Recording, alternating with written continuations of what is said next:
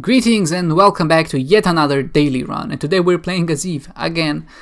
So because I'm kind of recording this immediately after my last daily run, well, not immediately, but like 2 hours after my daily run, I was hoping that would kind of give me an advantage because I'm worn up, but oh boy, nothing can prepare me for this run. This is actually my 6th time I was in practice mode, I think. The first time I played, I just got down to 1 heart, got to first boss, it was Mountcho, and he shot one of those big tears that deal 1 heart of damage. And that kinda got me, unfortunately. And then I was okay, I'm just gonna restart, do a practice run, and nothing could prepare me for this run, because it was so horrible the first time I played it. It was so bad. I died on the 5th floor, I think, mainly due to Krampus kinda being mean, because he did his spinning brimstone while he was next to the wall. Which, if you don't know, is kind of guaranteed damage, and you can't really dodge it unless he's not near the wall. But he was, so can't dodge that. And the other few runs were just really bad. So this is kind of a combination, me knowing what I have to do to kind of get a decent run going, and kind of experimenting. So hopefully that will. I still think there are a few valuable lessons to be learned. So that's why kind of recording this, even though it's not a super real daily. I'm just so surprised because I don't remember dying so many times on the first floors before, but lately some of these floors are really mean. What we managed to get here is a store credit, which allows us to get 1 item from the shop for free, and we pick up remote detonator, which gives us 5 bombs, so we can use those bombs on tinted rocks. And we found the secret room, which then in turn gave us 15 cents, which we can spend of course on later floors, which is always great.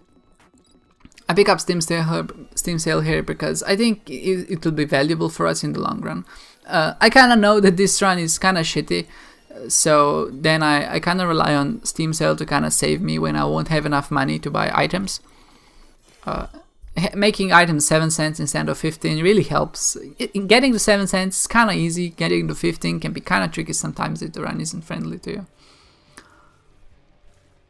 I knew here that Devil Beggar was here, and I stockpiled on red hearts intentionally. I do have a lot of spirit hearts to kind of buffer me. And what I was kind of looking for here is petrified poop. It's a trinket he gave me. But then I kept playing him just because I wanted to get into my Whore of Babylon mode. And for some reason I'm playing one more time, hoping he would pay up something, but he didn't, then I left. And that was it for the Devil Beggar. And our item room had Forget Me Now, which allows us to restart the floor. That means that we basically can do a single floor again, and we get all the points that you would regularly get for beating a floor. The only thing you don't get is extra floor bonus. So for example, the first time you finish, you visit any floor, you get a bonus. It's a set bonus for visiting the floor. Like, I don't know, if you visit the basement, you get 1,000 points. But the second time, if you visit it with like a Forget Me Now, you won't get those 2,000 points.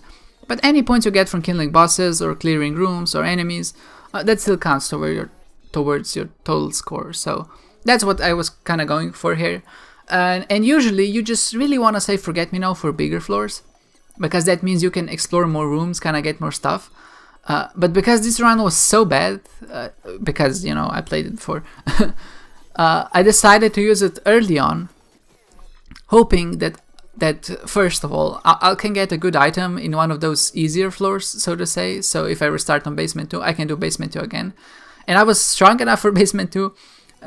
And of course, if I restarted it on the cathedral, it's just something that I would struggle, and I would get just hit so much more often because cathedral is such an inherently harder floor. So yeah, that's my reasoning why I restarted on the basement on the 2nd floor. I was hoping to get a good item. And the second reason is I was kind of hoping to clear up my spacebar item slot, because in this daily, you really need every advantage you can get. And if we have that Forget Me Now on our spacebar active item slot, we can't have anything else. And we really want an item that kind of helps us deal more damage, or kind of gives us a lot of coins or consumables or something like that. And if you have Forget Me Now, of course, we can't do that. So those are my 2 reasons why I chose to pop Forget Me Now early on. This is something I kind of only thought about today, that it's a good idea sometimes maybe to pop the Forget Me Now earlier on, just so you can get those extra bonuses and kind of clear easier floors in hoping you can get stronger, instead of just saving it to the cathedral, which is maybe the most optimal play, the most, valuable play. But it definitely takes some consideration. It isn't as black as white as I previously thought. Thankfully, this Devil Deal actually has some nice items here. A Tame is an okay item. I really like it with Ivy Bag, because then you can actually trigger it yourself, and that's always great. It has a chance to give you black hearts, so then in turn you kind of have infinite health if you use it well. Thankfully, because of Mom's Purse, we can hold 2 trinkets, and because we have a trinket that gives us coins when you explode rocks, and we have a trinket that has a chance to give us hearts when we pick up coins, that's kind of a dream combination. We just really need a way to kind of trade our red hearts away, and sadly it just doesn't come this round. There are no arcades that we can use, no items that kind of take our red hearts away, or no devil beggars. There were 2 early on, but I need them now when I have 6 whole hearts, not the first floors. Even though we have just this dream combination of items, it's just sad that we can't kind of use it optimally or use it well at all. So but like I always say, Isaac is a very fickle beast. Sometimes you're gonna have these awesome runs, and sometimes you're gonna have runs that they don't just go anywhere. A funny thing is I actually check Reddit, the daily threads, where people talk, and a lot of people said that this daily was good, and I'm not sure how that happened, because I was really struggling. Like I said, I restarted like 4 or 5 times, just because things weren't going well. You can see here kind of a consequence of us having those trinkets. He bombs, the war spawns bombs which blow up rocks, and then we can pick up the coins that we get from the rocks, and then we get more bombs. So in fact, I just wish sometimes having a lot of rocks in a boss room is a good thing, like in this scenario. So I like that there are a lot of variation on boss rooms.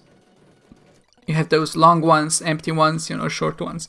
And it really shows that sometimes, if you have the right combination of items, you can actually benefit from even the rooms that kind of seem like they're not very good for you. Like in this scenario, right?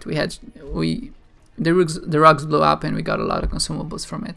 Actually, a lot of bombs, which of course then help us to kind of get more bombs and more coins, and kind of propel out of control. I wanted to showcase this room just because it's one of the first times I didn't get hit in this room, and I'm not exactly sure how.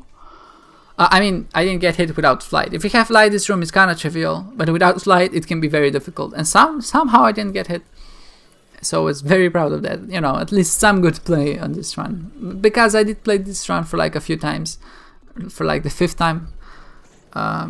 I was getting kind of rusty and kind of tired at the same time. I figured maybe I could do it later, try again. But it's when you start doing something, it's kind of hard to stop until you get it perfect. So yeah, that's my reasoning. It's one of those runs that are also really slow. Not slow, but just hard. So if you're not gonna make it to boss rush, or maybe you can make it to boss rush, but that boss rush will take forever, maybe it's a good idea to skip boss rush, because then you can explore more of the floors that are coming up, on the second and the third, on the Womb 1 and the Womb 2. And at the same time, you can still catch Hush, because Hush gives you more points than Boss Rush, and if you're only able to do one of them, it's definitely a better idea to just go for Hush. I even think Hush is a bit more reliable, at least damage-wise. I get hit on Boss Rush a few times on average, if I don't have a super strong run. And against Hush, I kind of reliably get hit only twice on average against him. So I think even from the thirds of damage you get, Hush is just a bit of a safer option. And definitely it's the more valuable option if you're just going for, raw score and you kind of want to maximize that. And yeah, so that's what I ended up doing here. I skipped Boss Rush, so in turn then I could explore both the Womb 1 and the Womb 2, and then catch Hush in time. So I think that was the greatest benefit to me getting a lot of points. For some reason, like I said, I was super tired or something, kind of exhausted from playing so much.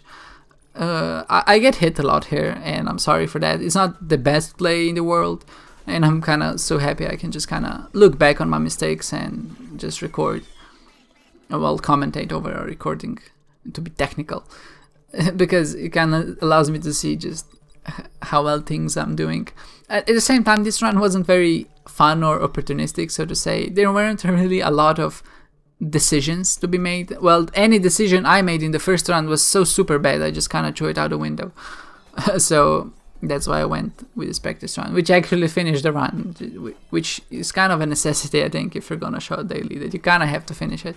At least one way or another, just to kind of show how well you would do. I think the funnest thing about these videos is just to see how I rank at the end towards other people. Also, one thing I would like to take just a second here, and you know, I get ranks in the top hundreds most of the time. I think out of 6 dailies I was 5 times in the top 100, and one time I just died on boss rush.